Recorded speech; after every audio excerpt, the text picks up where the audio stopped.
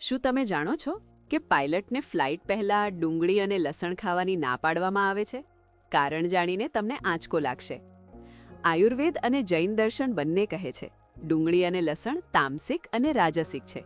તે તમારા મગજને ઉશ્કેરે છે. સંશોધન કહે છે કે આ ખોરાક લોહીમાં ગરમી વધારે છે. પરિણામ ગુસ્સો, બેચેની અને કામવાસનાનો વધારો. શું આ તમને શાંતિ આપશે? જ્યારે આપણે મેડિટેશન કે પૂજા કરવા બેસીએ છીએ ત્યારે મન ભટકે છે. ક્યારેય વિચાર્યું છે કે તેનું કારણ તમારી થાળીમાં હોઈ શકે?